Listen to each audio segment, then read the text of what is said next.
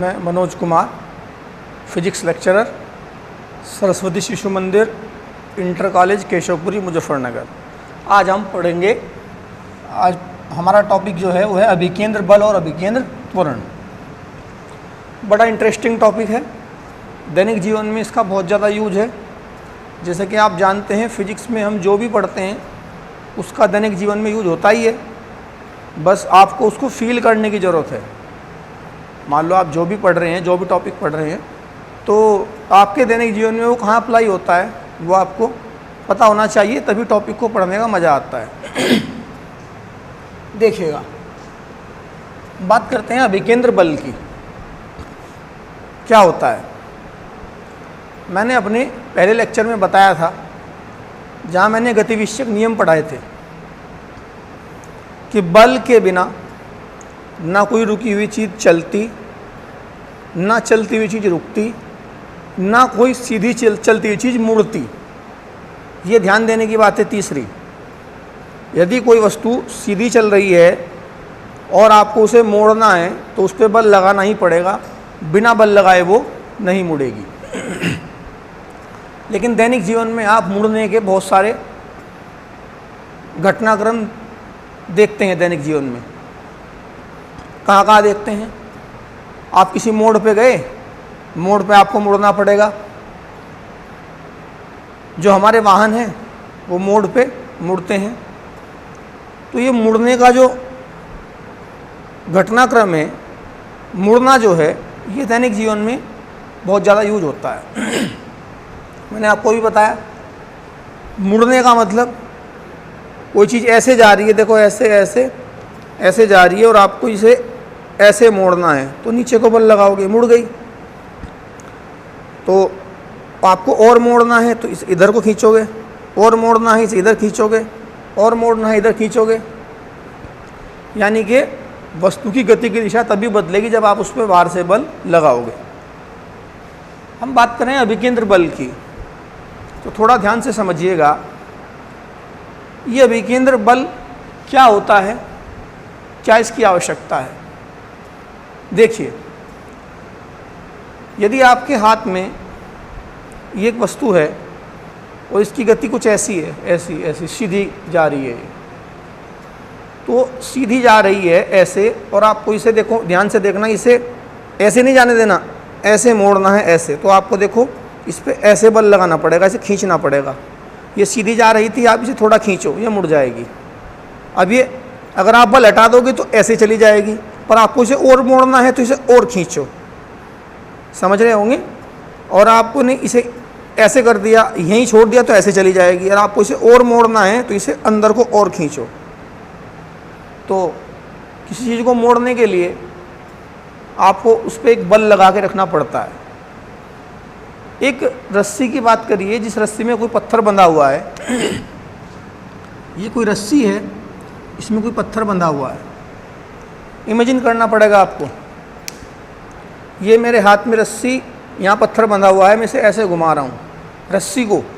अब रस्सी घूम रही है, इमेजिन करिए ये रस्सी यहाँ तक है, पत्थर यहाँ बंधा हुआ है। आप ऐसे हाथ कर रहे हैं तो पत्थर ऐसे घूमेगा, देखो रस्सी के साथ बंध के घूमेगा ना। अब सोचिए घूम क्यों रहा है पत्थर? जब पत्थर यहाँ था, घूमते टाइम पत्थर देखो ऐसे चला, भाई घूम रहा तो पत्थर ऐसे घूमेगा ना रस्सी में बंध के। मान लो पत्थर जब यहाँ था तो ऐसे क्यों नहीं चला जाता? भाई पत्थर तो ऐसे चला जाना चाहिए था, लेकिन वो ऐसे नहीं जाता, वो ऐसे देखो मुड़ता चला जाता है, ऐसे ऐसे ऐसे। तो समझ रहे होंगे आप, पत्थर लगातार क्यों मुड़ता है? क्योंकि पत्थर को रस्सी अंदर को खींच के रखती है। रस्सी आपके हाथ में है, आपके हाथ का खिंचाव रस्सी के द्वारा पत्थर को अंदर को खींच के रखता है। पत्थर यहाँ था, मान लो वो चाहता है मैं यहाँ से बाहर चला जाऊँ, नहीं जा पाता क्योंकि रस्सी उसे खींच के रखती है। फिर जैसे ही रस्सी ने पत्थर को खींच के मोड़ दिया तो रस्सी पत्थर पे हर्षण बल लगाए हुए है। रस्सी पत्थर पे हर्षण बल लगाए हुए है अंदर की ओर। वो बल पत्थर को कभी भी बाहर नहीं जाने देता। तो पत्थर का रास्ता कैसा हो जाता है? वृत्ताकार। कैसा हो जाता है? वृत्ताकार। तो आप समझ गए होंगे कि अगर किसी भी वस्तु को वृत्ताकार पथ पे चलाना है, वृत्ताकार पथ पर चलाना है तो जो वृत्ताकार पथ पे वस्तु चलेगी उस वृत्ताकार पथ का जो केंद्र होगा, उस वृत्ताकार पथ का जो केंद्र होगा, तो उस केंद्र की ओर वस्तु पे क्या लगना चाहिए? बल लगना चाहिए। यदि जिस वृत्ताकार पथ पे वस्तु चल रही है, जिस वृत्ताकार पथ पर वस्तु चल रही है, उस वृत्ताकार पथ के केंद्र की ओर वस्तु पे एक बल अगर लगता रहेगा लगातार, तो वस्तु की मजबूरी हो जाएगी कि वो वस्तु कहाँ चलेगी? वृत्ताकार पथ पे ही चलेगी। एक एग्जाम्पल और लीजिए। अगर मैं क्या करूँ, ये आप समझ रहे होंगे, रस्सी इस पत्थर को अंदर खींच के रखेगी, तो ये पत्थर चाहे अगर मैं यहाँ से बाहर निकल जाऊँ नहीं निकल सकता, तो पत्थर ऐसे नहीं जा सकता, तो पत्थर की मजबूरी उसे ऐसे चलना ही पड़ेगा, ऐसे ऐसे।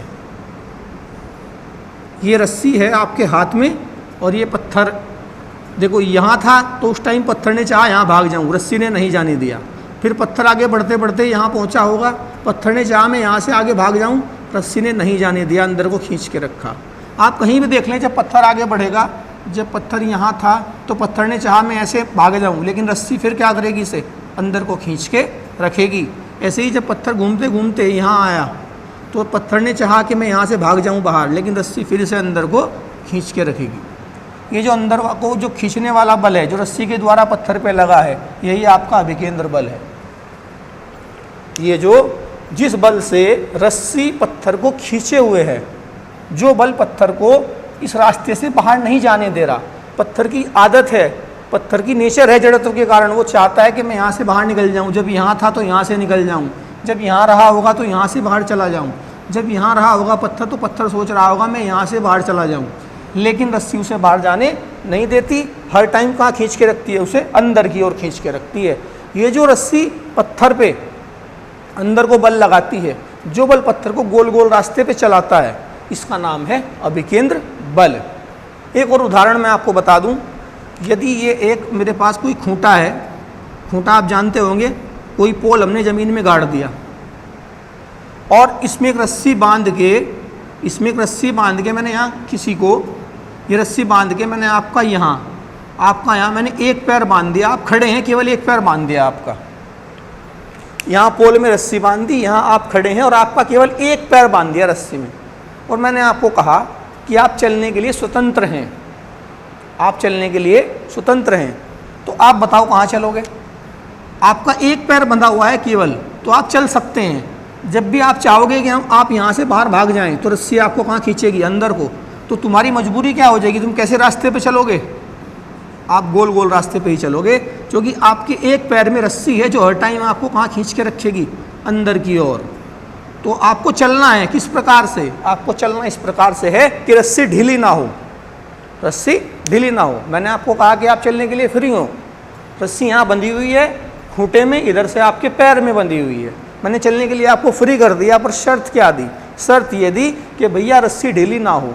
तो आप चाहोगे कि इधर भाग जाऊँ, भाग जाओगे क्या? नहीं भाग पाओगे, रस्सी आपको खींचे हुए है। तो ये जो खींच के रखे हुए है आपको, ये आपको क्या मजबूर कर रहा है बल? ये आपको वृत्ताकार पथ पे चलने के लिए मजबूर कर रहा है। इसी बल का नाम क्या है? अभिकेंद्र बल है। याद रखना, बिना अभिकेंद्र बल के वृत्तीय गति संभव नहीं है। यदि कोई वस्तु वृत्ताकार पथ पे चल रही है तो पक्की बात है उस पर कोई वृत्ताकार रास्ते के केंद्र की ओर कोई बल लग रहा होगा। उस बल को ही हम क्या कहते हैं? अभिकेंद्र बल कहते हैं। तो उम्मीद है आपको समझ में आ गया होगा। ऐसे बहुत सारे उदाहरण हैं, जैसे हमारे सभी ग्रह चक्कर लगाते हैं सूर्य के। सभी ग्रह किसके चक्कर लगाते हैं? सूर्य के। तो ग्रह गोल गोल रास्ते पे ही चलते हैं, तो इसका मतलब उन ग्रहों पर भी कोई अंदर की ओर बल लगा हुआ है। कौन लगाता है वो बल? सूर्य लगाता है। इस वजह से उन ग्रहों की मजबूरी है कि वो कहीं जा नहीं सकते, वो केवल वहीं घूमते रहते हैं। तो आप परिभाषा लिख सकते हैं अभिकेंद्र बल की। थोड़ा मैं चित्र से बता देता हूँ। ये कोई वृत्ताकार रास्ता है, इसका केंद्र O है, इस रास्ते की त्रिज्या R है। यहाँ कोई m द्रव्यमान का पिंड चल रहा है। m द्रव्यमान का पिंड जब चलेगा तो इस पे हमेशा अंदर की ओर एक बल रहेगा। जब पिंड यहाँ होगा तो भी अंदर की ओर बल रहेगा, जब पिंड यहाँ पहुँचेगा तो भी इस पे अंदर की ओर बल होगा, जब पिंड यहाँ पहुँचेगा तो भी इस पे अंदर की ओर एक बल होगा, जब पिंड यहाँ पहुँचेगा तो भी इस पे अंदर की ओर एक बल होगा। ये बल सदैव पिंड को कहाँ मजबूर करेगा चलने पे? वृत्ताकार पथ पर। इस बल को ही हम क्या कहते हैं? अभिकेंद्र बल कहते हैं। दैनिक जीवन में जब आप किसी मोड़ पे मुड़ते हैं, मान लो ये सड़क है ऐसी, ये सड़क यहाँ से यहाँ आ रही है, आपको यहाँ मुड़ना है, यहाँ आप यहाँ से चले ऐसे मुड़ना है, तो देखो ये सड़क का मोड़ भी तो एक वृत्त का पार्ट है। ये सड़क का जो मोड़ है ये एक वृत्त का पार्ट है। तो जब आप इस मोड़ पे मुड़ोगे तो आपका रास्ता कैसा हो जाएगा? वृत्ताकार हो जाएगा। जब वृत्ताकार रास्ता हो जाएगा तो पक्की बात है आपको वृत्ताकार मोड़ पर मुड़ने के लिए क्या चाहिए? अभिकेंद्र बल चाहिए ही चाहिए। यदि आपने अभिकेंद्र बल यहाँ ना दिया मुड़ने के लिए तो आप मुड़ ही नहीं पाएंगे, मोड़ से बाहर निकल जाओगे। कभी कभी देखा होगा जब आप बहुत तेज साइकिल चला के आ रहे हों या बहुत तेज मोटरसाइकिल लेके आ रहे हों और आपको अचानक मुड़ना पड़ जाए तो क्या होता है कि अचानक आप कभी कभी यहाँ मोड़ से बाहर निकल जाते हैं और गिर जाते हैं। जब भी आप वृत्ताकार मोड़ पे मुड़ेंगे तो मुड़ने के लिए अंदर की ओर अभिकेंद्र बल चाहिए। अगर वो बल आपको ना मिला तो पक्की बात है आप यहाँ से मुड़ नहीं पाओगे, बाहर निकल जाओगे। क्योंकि मोड़ भी एक वृत्त का पार्ट है, यहाँ भी आपको एक वृत्त पे चलना है और वृत्त पे चलने के लिए क्या चाहिए? वृत्त के केंद्र की ओर एक अभिकेंद्र बल चाहिए ही चाहिए। तो आप नोट कर लें परिभाषा। जब कोई कण वृत्तीय पथ पर चलता है तो कण पर वृत्त के केंद्र की ओर एक बल लगता है जिसे अभिकेंद्र बल कहते हैं। तो हम कहेंगे कि माना m द्रव्यमान का कोई पिंड या कण वृत्ताकार पथ पर चल रहा है। माना m द्रव्यमान का कोई कण या पिंड r त्रिज्या के वृत्ताकार पथ पर चल रहा है, तब कण पर लगने वाला अभिकेंद्र बल होगा F बराबर m इंटू ए। m कण का मास है और a कण का त्वरण है। त्वरण अभी मैं अगला टॉपिक लेने वाला हूँ, तो ये आपको समझ में आ जाना चाहिए कि कण पे लगने वाला बल होगा F बराबर m a। अगले डेरिवेशन में हम a का मान निकाल के यहाँ भरेंगे तो आपको ये डेरिवेशन भी क्लियर हो जाएगा। तो उम्मीद है आपको अभिकेंद्र बल समझ में आ गया होगा। अब अगला टॉपिक हम पढ़ते हैं अभिकेंद्र त्वरण।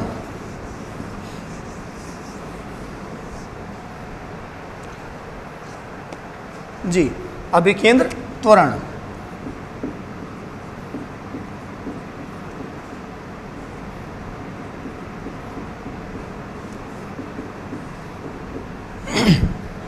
देखिए, अभिकेंद्र त्वरण पढ़ने से पहले आपको थोड़ा सा पता होना चाहिए कि एक समान वृत्तीय गति क्या होती है। एक समान वृत्तीय गति, जब कोई कण एक समान चाल से किसी वृत्ताकार पथ पर चलता है। मैंने चाल की बात करी है। चाल का मतलब यहाँ वेग का परिमाण। देखो, चाल में केवल परिमाण होता है और वेग में परिमाण और दिशा दोनों होते हैं। तो जब कोई कण या वस्तु एक समान चाल से वृत्ताकार पथ पर चलती है तो कण की गति को एक समान वृत्तीय गति कहते हैं। वृत्तीय गति में क्या आवश्यक है मैंने आपको बता दिया। वृत्तीय गति में वृत्त के केंद्र की ओर कण पर एक बल लगना आवश्यक है जिसे अभिकेंद्र बल कहते हैं। ये आपको मैंने क्लियर करा दिया। थोड़ा विचार करिए। मान लो ये कोई वृत्ताकार पथ है, इसका सेंटर O है, इसकी त्रिज्या R है। देखो यहाँ ये मैंने रास्ता बनाया कोई गोल। मान लो कोई कण यहाँ एक समान चाल v से चल रहा है। इसे भी क्लियर करो, एक समान चाल v का मतलब क्या है। मान लो कण एक सेकंड में चलता है 2 मीटर, तो उससे अगले सेकंड में भी चलेगा 2 ही मीटर, उससे अगले सेकंड में भी चलेगा 2 ही मीटर, उससे अगले में भी चलेगा 2 ही मीटर। ये हुआ एक समान चाल। तो जब कोई कण वृत्तीय पथ पे चल रहा है किससे? एक समान चाल से, तो हमने यहाँ क्या मान लिया कि कोई कण एक समान चाल से वृत्ताकार पथ पर चल रहा है। अब आप थोड़ा सोचिए, जब कण यहाँ था तो कण के वेग की दिशा क्या थी? कण के वेग की दिशा, तो आप इसी बिंदु पर स्पर्श रेखा डाल दीजिएगा। ये आपने स्पर्श रेखा डाल दी, ये हुई कण के वेग की दिशा। दिशा सहित बताया तो यहाँ पे मैंने वेक्टर लगा दिया। थोड़ी देर बाद जब कण यहाँ से चलता चलता आगे पहुँचा, कण यहाँ से यहाँ पहुँच गया, तो अब कण के वेग की दिशा बताइए। पहले कण बिंदु M पर था, अब कण बिंदु N पर आ गया, तो अब कण के वेग की दिशा बताइए। तो मैंने कहा था जिस बिंदु पे भी कण के वेग की दिशा निकालनी हो आप वहीं स्पर्श रेखा खींच दीजिए। तो जब कण यहाँ था तो इसके वेग की दिशा यहाँ स्पर्श रेखा डालिए, ये बनेगी इसके वेग की दिशा। फिर कण चलते चलते कुछ आगे आया होगा, मान लो कण चलते चलते यहाँ आ गया, तो आपको यहाँ चाहिए कण के वेग की दिशा, तो आप यहाँ स्पर्श रेखा डालिए। तो जब कण वृत्ताकार पथ पे चल रहा है तो उसके वेग की दिशाएं भिन्न भिन्न हैं, उसके वेग की दिशाएं भिन्न भिन्न हैं। फॉर एग्जाम्पल, अगर ये वेग v1 है, ये वेग v2 है, तो v1 वेग इधर है और v2 वेग इस साइड है। देखो कितना अंतर है। अगर मैं यहाँ दिखाऊं v1, तो देखो v2 कहाँ है? v2 इस तरफ से, इसी तरफ बनाओ इसे v2, तो देखो इनकी दिशाओं में कितना अंतर है। तो निष्कर्ष क्या निकला कि जब कोई कण वृत्ताकार पथ पर एक समान चाल से चलता है तो उसके वेग की दिशा लगातार बदलती जाती है। वेग की दिशा लगातार बदलती जाती है, अर्थात उसके वेग में परिवर्तन होता जाता है। तो वेग में जब परिवर्तन होता है तो कण में क्या आ जाता है? एक त्वरण आ जाता है। भाई जब वेग में परिवर्तन तो त्वरण तो आएगा ही आएगा। तो वो जो त्वरण आता है कण में उसे कहते हैं अभिकेंद्र त्वरण। फिर से सुनते हैं, जब कोई कण एक समान चाल से वृत्ताकार पथ पर चलता है, जब कोई कण एक समान चाल से वृत्ताकार पथ पर चलता है तो कण के वेग की दिशा लगातार बदलती जाती है। पहले वेग की दिशा यहाँ है, फिर यहाँ है, फिर यहाँ है, फिर यहाँ होगी, फिर यहाँ होगी। तो कण के वेग की दिशा लगातार बदलती जाती है। और जब कण के वेग की दिशा बदलती है तो समझो कण के वेग में क्या हो जाता है? परिवर्तन हो जाता है। और वेग परिवर्तन से क्या पैदा हो जाता है? त्वरण। तो कण पे हमेशा क्या लगता है? एक त्वरण लगता है। त्वरण कहाँ को लगता है? वृत्ताकार पथ के केंद्र की ओर। इस त्वरण को हम कहते हैं अभिकेंद्र त्वरण। नोट कर लीजिए। जब कोई कण एक समान चाल से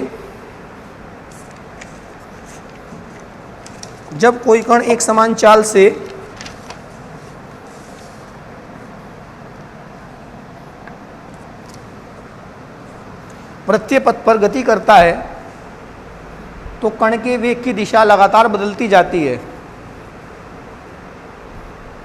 जिससे कण की गति में वृत्तीय पथ के केंद्र की ओर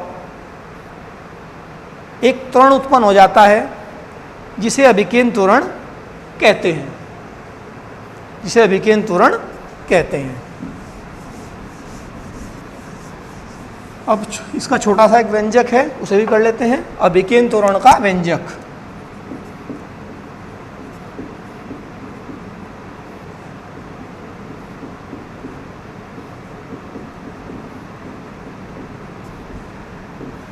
अभिकेंद्र त्वरण का व्यंजक जी, मान लो ये कोई r त्रिज्या का वृत्ताकार पथ है।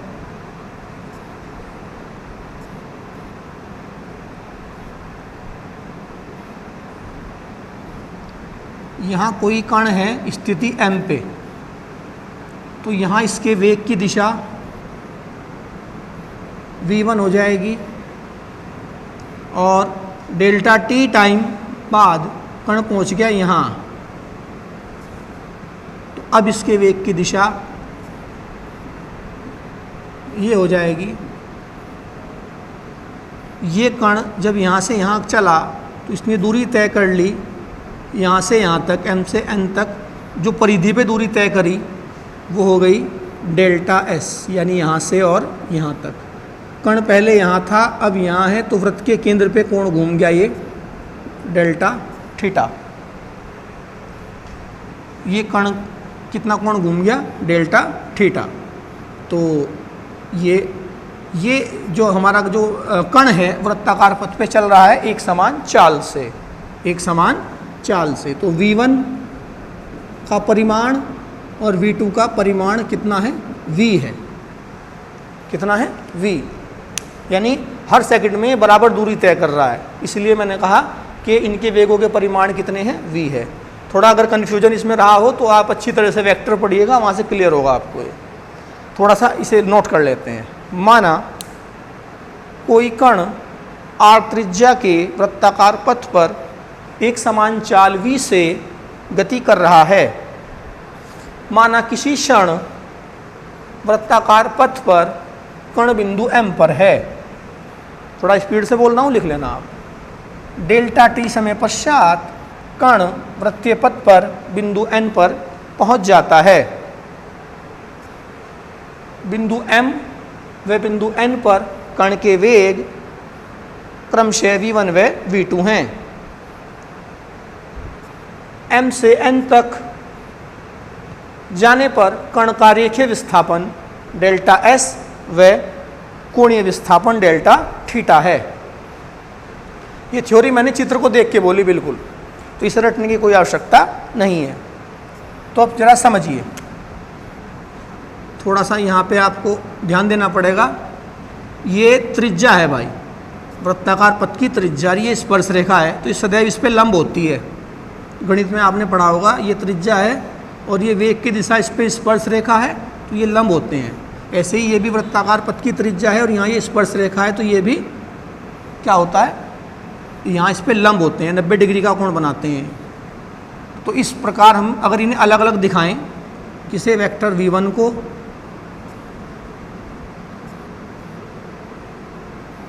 और वेक्टर v2 को, मैं इनकी दिशा नहीं बदलने का। देखो ये झुका तो यहाँ है, जैसे यहाँ था, जैसे यहाँ था वैसे ही मैंने यहाँ बनाया, ये यहाँ था, ये बिल्कुल वैसे ही बनाया। तो जब ये त्रिज्या और त्रिज्या पर ये लंब है, ये भी त्रिज्या पे लंब है, तो जो कोण इनके बीच बनेगा वही v1 v2 के बीच बनेगा। ये एंगल हो गया डेल्टा थीटा, जितना यहाँ बना था। ये v1 ये वाला लाइन है बिल्कुल ये सेम। थोड़ा सा आप ड्राइंग अच्छा करोगे तो बिल्कुल सेम यही दिशा बनेगी इसकी। जो दिशा इसकी है वही इसकी है, जो दिशा इसकी है वही इसकी है। इनके बीच का जो एंगल है वही एंगल यहाँ बनेगा। मैंने बता दिया, चूँकि त्रिज्या पे स्पर्श रेखा लंब होती है, तो जो एंगल यहाँ है ये केंद्र पे, वही v1 और v2 के बीच बनेगा। ये गणित में आपको पता होना चाहिए। तो यहाँ वेग v1 है, यहाँ वेग v2 है। अब आपको देखना पड़ेगा कि m से n तक जाने में, m से n तक जाने में कण के वेग में कितना परिवर्तन हो गया। तो इसे आप किससे निकालेंगे? आपने वेक्टर पढ़ा होगा, क्योंकि वेक्टर क्वांटिटी जो होती हैं, जो सदिश राशियाँ होती हैं, आप उन्हें सीधे नहीं जोड़ते घटाते, उन्हें जोड़ने घटाने के अलग मेथड होते हैं। वो वेक्टर में आपने पढ़ लिया होगा, मेरे साथियों ने पढ़ा दिया होगा। तो अब मैं आपको सीधा बताऊंगा कि यहाँ वेग परिवर्तन कैसे निकलेगा। यहाँ इसका वेग v1 था, यहाँ v2 था, तो हम अब लिखेंगे m से n तक जाने में कण के वेग में परिवर्तन। वेग में परिवर्तन डेल्टा v बराबर होगा v2 माइनस v1। अब v2 माइनस v1, ऐसा नहीं कि v2 में से v1 सीधा घट जाएगा। आपने कहा v1 इतना v2 इतना घटा दो, नहीं, ये सदिश राशियां हैं, इन्हें घटाने के नियम दूसरे हैं। तो कैसे घटाते हैं? अगर आपकी याददाश्त ठीक हो तो घटाने का एक नियम है कि जिन्हें घटाना है उन्हें दी गई दिशाओं में खींच लो, उन्हें दी गई दिशाओं में खींच लीजिए। जैसे इसकी दिशा यहाँ थी, बिल्कुल यहीं खींच लिया। इसकी दिशा यहाँ थी, बिल्कुल ऐसे ही खींच लिया। इनके बीच का कोण लिख लिया, इस बिंदु को A कह दिया। मैंने कहा v2 में से v1 घटाना है, तो v2 और v1 को दी गई दिशाओं में खींच लीजिए, जहाँ जहाँ वे हैं। तो v1 यहाँ है, थोड़ा आपको ऐसा लग रहा होगा कि इधर चला गया वेक्टर, ये a वाला है, लो मैं सेम बना देता हूँ थोड़ा सा ऐसे, और आपको जो मतलब ऐसा नहीं है कि उसकी दिशा में फ़र्क है। जहाँ v1 है, v1 देखो ये रहा, ये ऐसे ऐसे, ये v1 हो गया, जो का तू हमारा बिल्कुल सेम वही था डायग्राम, ये v2 हो गया a, ये देखो ये हो गया v2, बिल्कुल सेम वही, दिशा नहीं बदलनी है आपको। ये बिंदु a कह दो, इनके बीच का कोण डेल्टा थीटा कह दो, जो कोण यहाँ बनेगा वही यहाँ बनेगा, ठीक है। तो मुझे घटाना है v2 में से v1, तो v2 को खींच लो दी गई दिशा में, जहाँ दिशा है वहीं खींच लो, v1 को खींच लो वहाँ जिस दिशा में v1 है वहीं खींच लो। अब जिसे घटाना होता है, यहाँ घटाना किसे है, यहाँ v2 को घटाना है, किसे घटाना है, v2 को। तो जिसे घटाना होता है उसके शीर्ष से आरंभ करते हैं वेक्टर। कहाँ से भाई, इसे घटाना ना, तो इसके शीर्ष से आरंभ करो। तो घटाना किसे है, v1 को, तो v1 के शीर्ष से आरंभ करो वेक्टर, और कहाँ तक ले जाओ, v2 तक ले जाओ, ये तो ये होगा आपका डेल्टा v। उम्मीद है आपको समझ में आ गया होगा। भाई फिर से देख लो, v2 v1 को दी गई दिशाओं में खींच लो, इनके बीच का एंगल वही बनेगा जो यहाँ है, मैंने समझा दिया था आपको अभी। अब आपको v2 में से v1 घटाना है तो सीधा नहीं घटेगा, वेक्टर के नियम लगेंगे। नियम लगेंगे तो कैसे घटाएंगे, जैसे v2 में से v1 घटाना, तो जिसे घटाना है उसके सिर से आरंभ करो, और जिसमें से घटा है उसके सिर तक एक सदिश ले जाओ। तो ये सदिश किसे बताएगा, डेल्टा v को बताएगा। इनका नाम रख देते हैं ए बी सी। यहाँ तक आपको समझ में आ गया होगा। अगर मैं आपको कहूँ कि इस त्रिभुज को अगर ध्यान से देखो, तो ये त्रिभुज जैसा ये है वैसा ही ये है। आप इसे ऐसे उठाओ, देखो बिंदु ए को यहाँ रख दो ला के, मतलब इस त्रिभुज को ए को यहाँ रखो, बिंदु ए को बी को यहाँ रखो और सी को यहाँ रखो, तो देखो ये त्रिभुज ना, ये वाला, ये इसे कवर कर जाएगा। आप इसे त्रिभुज को उठा के यहाँ लाओगे ना ऐसे, ए यहाँ आ जाएगा, बी यहाँ, सी यहाँ, तो ये त्रिभुज इसके ऊपर आ जाएगा। इसका मतलब क्या हुआ कि त्रिभुज ओ एम एन व त्रिभुज ए बी सी क्या हैं, समरूप त्रिभुज हैं, समरूप त्रिभुज हैं। तो इनमें एक प्रॉपर्टी होती है भाई, समरूप त्रिभुज की भुजाएं अनुपातिक होती हैं, गणित में पढ़ी होगी आपने। जैसे मैं आपको आसान तरीका बताऊं, तो हम इसमें लेंगे, इसकी ये वाली भुजा लो एम एन, बटे ये वाली ले लो। तो देखो आपने इसकी ये भुजा ली और इसकी ये वाली भुजा ली, तो इस त्रिभुज को जब यहाँ रखोगे तो आप सोच के बताओ कि एम एन के ऊपर कौन सी भुजा आएगी। अगर मैं कहूँ इसे उठा के यहाँ रख दो भाई, तो ए कहाँ आएगा, ओ के ऊपर, बी कहाँ आएगा, एम के ऊपर, सी कहाँ आएगा, एन के ऊपर। तो जो भुजा एम एन के ऊपर आएगी वो कौन सी है, एम एन के जो ऊपर आएगी वो भुजा है बी सी। और जो भुजा किसके ऊपर आएगी, एम ओ के ऊपर आएगी, वो भुजा कौन सी है, ए बी। तो इसकी दोनों भुजाओं का अनुपात बराबर इसकी दोनों भुजाओं का अनुपात। समरूप त्रिभुज में ये भुजाएं अनुपातिक होती हैं। फिर से इसकी ये दोनों भुजाओं का अनुपात और इसकी इन दोनों भुजाओं का अनुपात क्या होगा, बराबर होगा, जो कि त्रिभुज कैसे हैं, ये समरूप त्रिभुज हैं।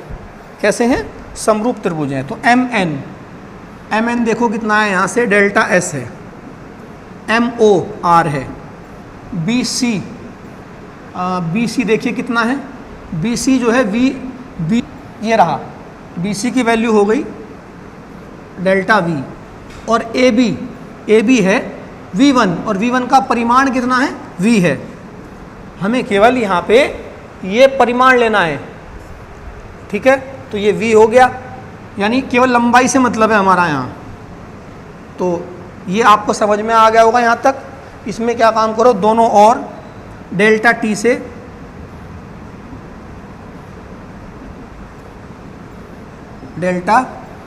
से भाग करने पर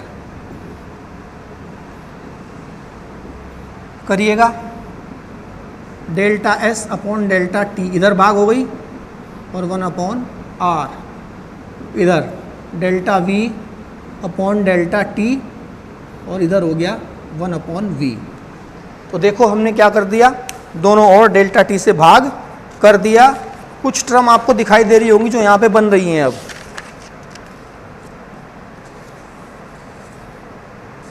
जी कैसे, delta S upon delta T आप जानते हैं, डेल्टा एस यहाँ विस्थापन मानिए और डेल्टा टी को समय, विस्थापन बटे समय क्या होता है भाई, वेग होता है, और ये वेग परिवर्तन बटे समय, वेग परिवर्तन बटे समय ये होता है त्वरण। क्या होता है ये, त्वरण। तो हम क्या लिखेंगे यहाँ पे, यहाँ से देखिए साइड से, चूँकि delta S upon delta T ये तो बन गया आपका वेग, तथा delta we upon delta T ये आपका बन गया त्वरण। तो ये वैल्यू यहाँ पुटअप कर देते हैं। तो ये इसके बाद यहाँ फिर ये मान रखो, delta S upon delta T क्या बन गया हमारा, वी हो गया, ये 1/r पहले से है, ये क्या हो गया, त्वरण हो गया, और ये 1/v हो गया। आप यहाँ से ये ऐसे लिखें, v/r और a/v लिखें, क्रॉस मल्टीप्लाई करें, ar बराबर v², तो a बराबर v²/r। ये हुआ कण का अभिकेंद्र त्वरण। क्या हुआ, ये कण का अभिकेंद्र त्वरण। दिशा कहाँ होगी इसकी, यहाँ पे, ये ऐसे सेंटर की तरफ, ये a की दिशा होगी। तो ये कण का क्या आ गया, अभिकेंद्र त्वरण आ गया। अब इसमें आप चाहें तो इसमें इसके और पॉइंट बना सकते हैं। जैसे फर्स्ट पॉइंट में हम क्या कहेंगे, v = क्या होता है, r ओमेगा होता है, v = होता है r ओमेगा। तो आप यहाँ v की वैल्यू पुटअप करें, तो ये r² ओमेगा² अपॉन r से r कैंसिल हो जाएगा। तो a = क्या आ जाएगा, a = आ जाएगा r ओमेगा²। इस तरह से आप इसमें ओमेगा की वैल्यू भी भर सकते हैं।